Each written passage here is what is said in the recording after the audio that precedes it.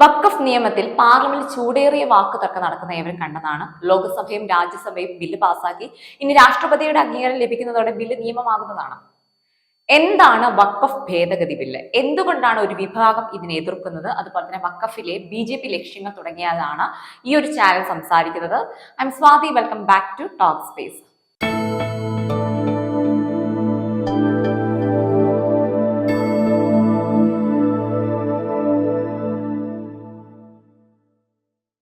കുറച്ച് മാസങ്ങൾക്ക് മുൻപ് വഖഫ് ബില്ലിനെ കുറിച്ചിട്ട് ഒരു വീഡിയോ വിശദമായിട്ട് ഈ ചാനൽ ചെയ്തിരുന്നു.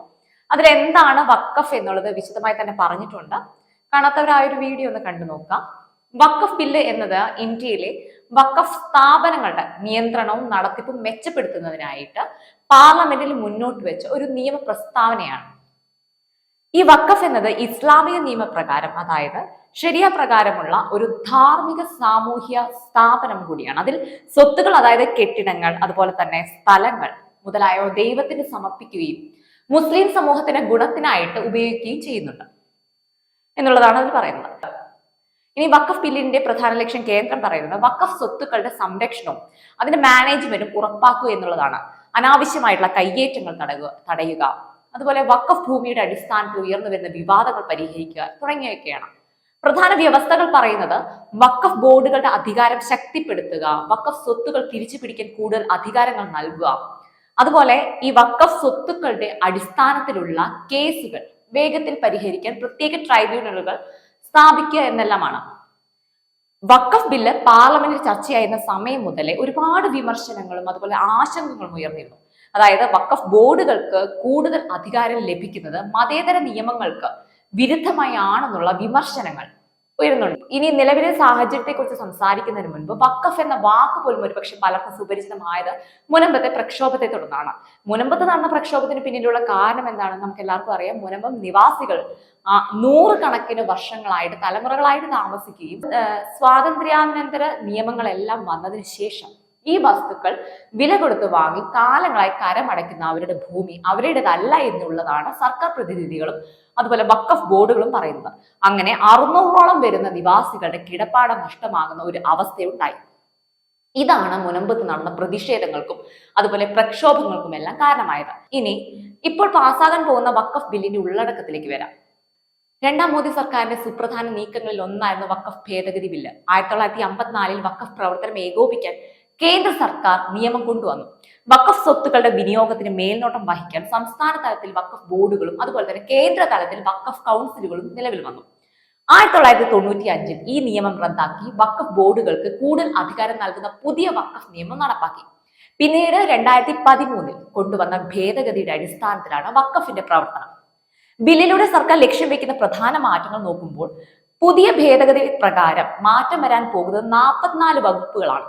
ഈ 44 വകുപ്പുകളും ഇവിടെ നമുക്ക് പറയാൻ സാധിക്കില്ല. അതിൽ പ്രധാനപ്പെട്ട 1-2 വകുപ്പുകൾ ഞാൻ സൂചിപ്പിക്കാം. വഖഫ് നിയമത്തിന്റെ സെക്ഷൻ 3IL പറയുന്നത് പ്രകാരം വസ്തു വഖഫാക്കി മാറ്റാൻ വാക്കാലുള്ള ഉടമ്പടി മതിയായിരുന്നു. എന്നാൽ ഭേദഗതി നിലവിൽ വന്നാൽ കൃത്യമായ രേഖകൾ വെച്ചുകൊണ്ട് വഖഫ് ഭൂമി ഏറ്റെടുക്കാൻ സാധിക്കുകയുള്ളൂ.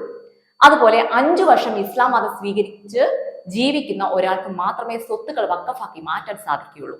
അതുപോലെ വഖഫ് ബോർഡുകളുടെ അധികാര പരിധിയും സ്വത്ത് വിനിയോഗവും നിയന്ത്രിക്കപ്പെടും.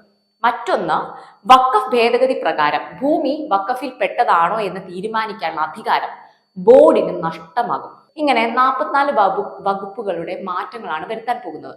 നിയമം പാസ്സായാൽ ഉടനെ ഇതിന്റെ എല്ലാം ഭേദഗതി ഒരാഴ്ചയ്ക്കുള്ളിൽ നടത്തുമെന്നാണ് പറയുന്നത്. ഒരു വിഭാഗം ഈ ബില്ലിനെ എതിർക്കുന്നതിനുള്ള കാരണം ഹിന്ദുത്വ രാഷ്ട്രീയത്തിന്റെ ദുരുപയോഗം എന്ന ആരോപണം ഉയരുന്നത് കൊണ്ടാണ്. അതായത് BJP സർക്കാർ വഖഫ് ഭൂമികൾ അതിക്രമിച്ച് ഹിന്ദു സംഘടനകൾക്ക് ഏൽപ്പിക്കാൻ ഈ ബില്ല് ഉപയോഗിക്കുന്നുവെന്ന് ചില മുസ്ലിം സംഘടനകൾ ആരോപിക്കുന്നുണ്ട്.